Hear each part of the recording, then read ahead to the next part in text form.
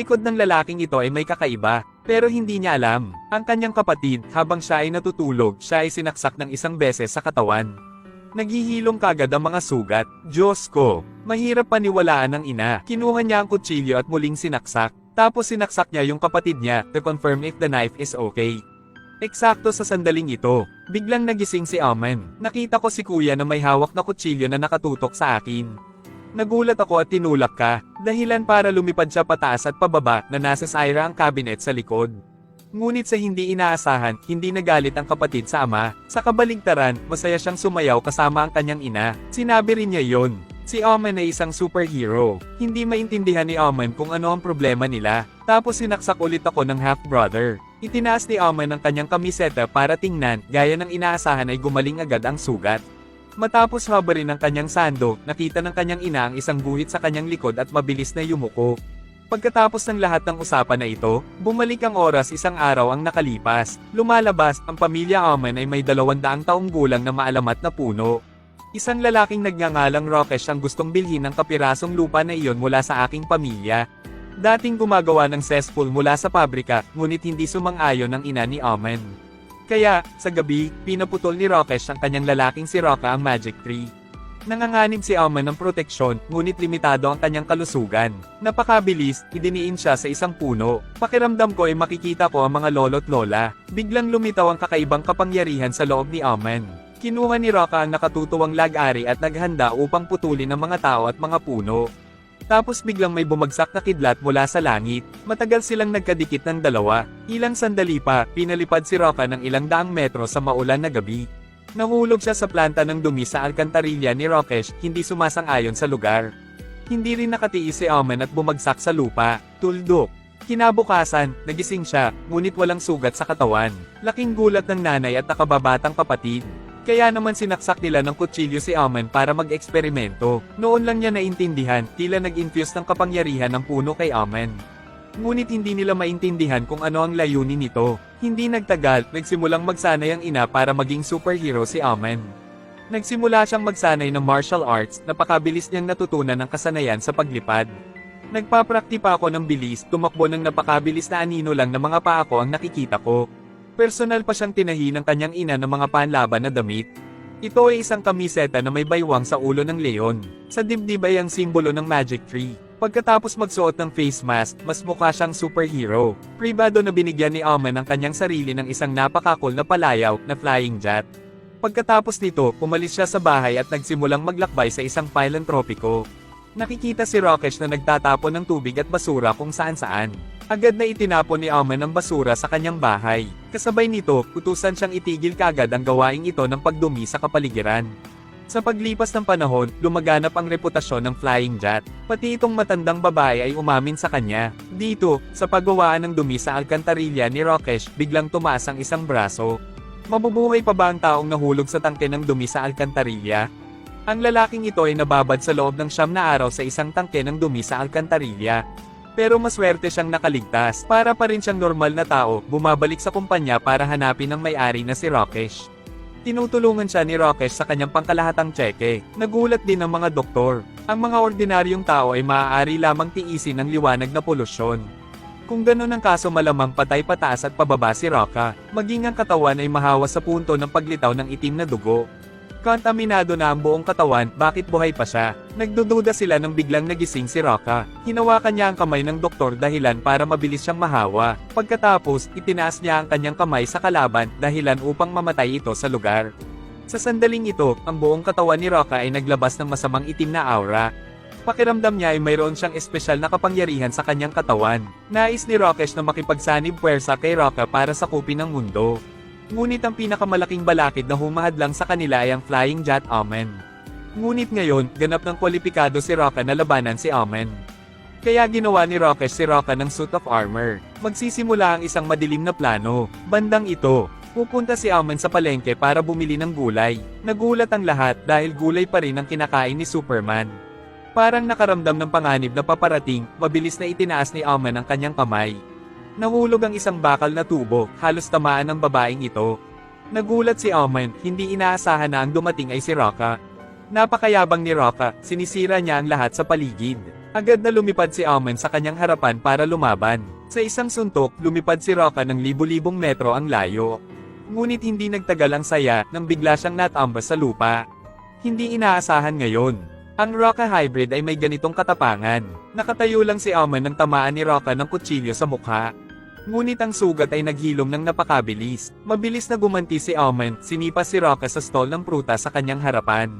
Nagalit si Rocka, itinulak ang truck patungo sa dalaga para magbulalas. Mabilis na lumipad si Omen, marahan niyang ainal-alayan. Ngunit patuloy na umatake si Rocka, sinakal ng isang kamay si Omen.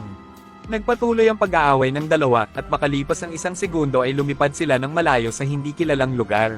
Sa palayan, paulit-ulit na inatake ni Omen si Rocka. Pagkatapos noon, lumipat muli ang dalawa sa lawa. Walang pag-aalinlangan, paulit-ulit niyang sinuntok si Rocka. Hindi ko inaasahan na ganito palakain na si Rocka. Sa huli, ginamit niya ang lahat ng kanyang lakas para suntukin si Rocka sa tubig. Ang dalawang hybrid ay muling bumalik sa lupa. Sa puntong ito, nakakuha na ng lakas at lakas si Rocka. Binalaan siya ni Omen, huwag ka nang gagawa ng masama. Pagkasabi noon ay sinipa niya ito. Pagkabalik, labis na nagalit si Rockesh. Hindi niya inaasahan na mabibigo si Rocka. Sa pagkakataong iyon ay huminga ng malalim si Rocka at nakaramdam ng kaginhawaan.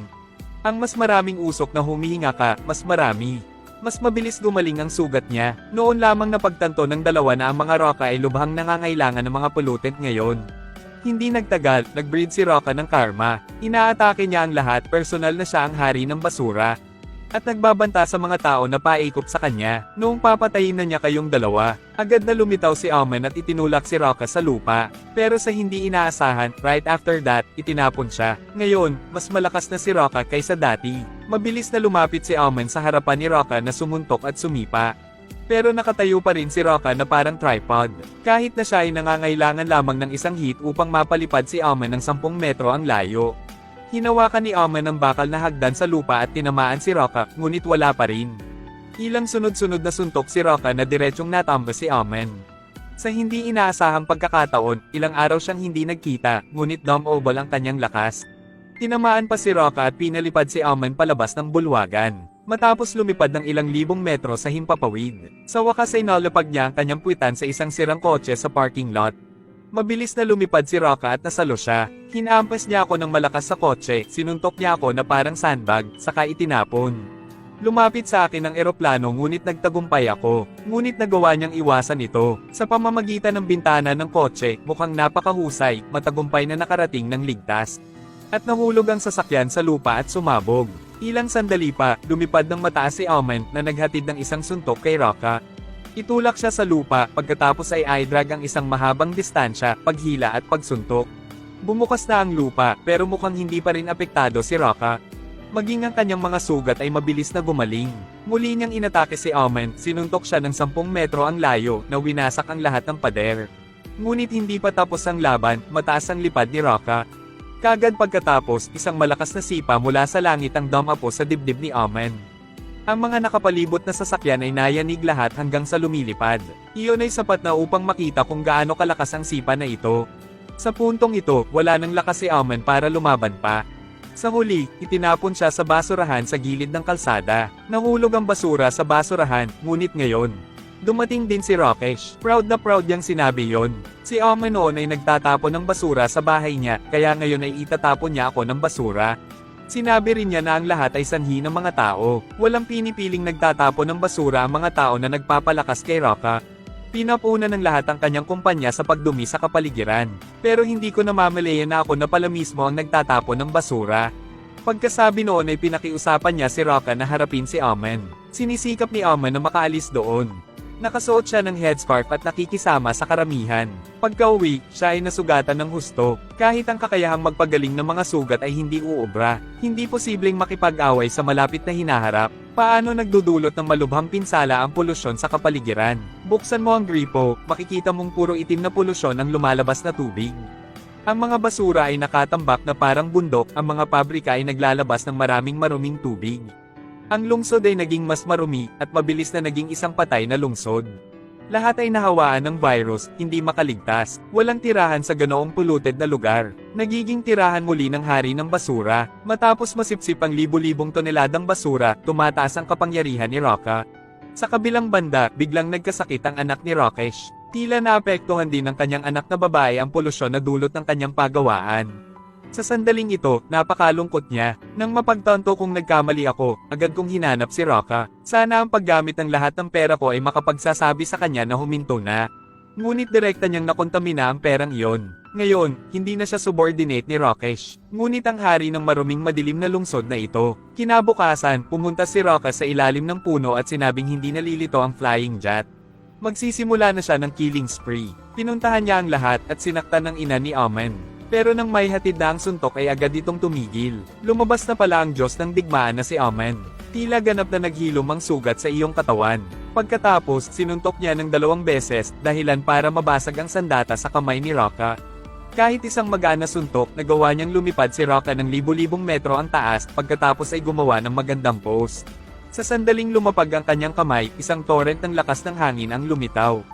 Itaas ang pag-asa ng lahat. Sa taas na libu-libong metro, pumarangkada si Omen patungo kay Raka.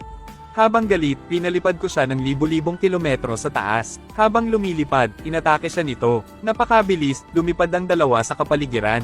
Isang malakas na suntok ang Damapo, direktang sumuntok kay Raka sa kalawakan. Makalipas ang ilang segundo, bumagsak ito sa buwan. Sa sobrang bilis, nakarating din ng ligtas si Omen. Pero nakakapagtaka na hindi sila namatay dahil wala silang oxygen. Maging si Omen ay nakaramdam ng lamig ng sariwang hangin. Walang polusyon dito tulad sa Earth. Dahil alam na alam ni Omen kung nasa Earth. Hindi matatalo si Raka, kaya ko siya dinala dito. Pagkatapos noon, ang dalawa ay kumatok sa isa't isa, nagsimula ng labanan sa kalawakan. Matapos gumulong ng ilang beses, lumipad si Omen patungo kay Raka at nagpatuloy sa pag-atake. Para naman kay Raka, sa hindi inaasahan dito, siya ay naging lubhang ng hina. Kung walang suporta ng contaminant, ang kanyang lakas ay napakahina na hindi ito katumbas ng isang langgam. Lumipad siya, agad na inabot ni Omen upang tulungan siya, pagkatapos ay inilagay ang lahat ng kanyang lakas sa kanyang mga kamay, sinuntok siya. Sumipa rin ang paa dahilan para matambas si Raka. Nanghina si Raka kaya nagsimula siyang magbato. Isang sipa lang ang kailangan ni Omen at sira na ang lahat. Pagkatapos nito, muling naniningil si Omen, hila-hila si Raka ng malayuan sa buwan. Ang napakalaking kapangyarihan na nagpapasakit kay Raka. Sa huli, itinapon siya ni Omen. Matapos ang ilang daang metro ng mga buto ay dumampi sa lupa, huminto sila sa ilalim ng lindol ng Omen. Paulit-ulit niya itong sinuntok. Sinuntok niya ang daan-daang suntok sa isang segundo, ngunit hindi pa rin ito tumitigil. Hinawakan siya ni Omen, umiikot ng 12 beses. Pagkatapos ay itinapon ito, dahilan para mabunggo siya sa spaceship na nasa tabi niya.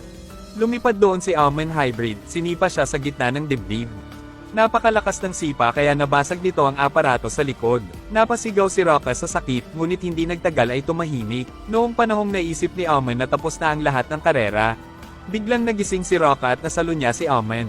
Isang beses niya itong sinuntok, pinalipad siya at bumagsak sa espasyo sa tabi nito. Sa pagkakataong ito, sinabihan ni Raka si Omen na tumingin sa paligid. Sinabi niya na ang mga tao ay nagtapon na ng basura sa outer space. Ang pagsabog na kanina lang ay muling nagbigay sa kanya ng lakas. Nagsimula ng panibagong atake si Omen ngunit ang resulta ay mga suntok ni Raka at lumipad pabalik. Direkta sa pamamagitan ng space station lumipad palabas. Kasabay nito, ang lahat sa lupa ay nakatayo sa harap ng puno upang ipagdasal siya. Pakiramdam ni Omen ay pinagmumulan ng mahiwagang kapangyarihan. Pagkatapos noon, sinugod niya si Raka, direktang sinira ang Raka at ang space meter. Biglang nahulog ang bracelet sa kamay niya sa palad niya. Ang pinagmumulan ng mahiwagang kapangyarihan ay muling ipinadala. Pagkatapos, isang pagsabog ng malabo-lalakaw na kapangyarihan ang lumipad patungo kay Raka. Ang suntok na ito ay naging sanhi lamang ng unti-unting pagbitak ng katawan ni Raka. Ilang sandali pa ay tuluyan ng nabasag ang katawan niya sa 100 piraso. Ang hari ng madilim na mundo ay ganap na nawasak sa pamamagitan ng kapangyarihan ng liwanag. Pagkatapos nito, nakita ni Omen ang isang magandang Earth at lumipad pabalik doon. Pagkabalik sa lupa, tuwang-tuwa ang lahat ng nakakita sa kanya, dahil alam nilang natalo ni Flying Jet ang Waste King. Pagkatapos mapanood ang pelikulang ito, tandaan, huwag magkalat. Itaas ang kamalayan para sa isang malusog na kapaligiran. Don't forget to like and share para matulungan ako. Hello mga kaibigan.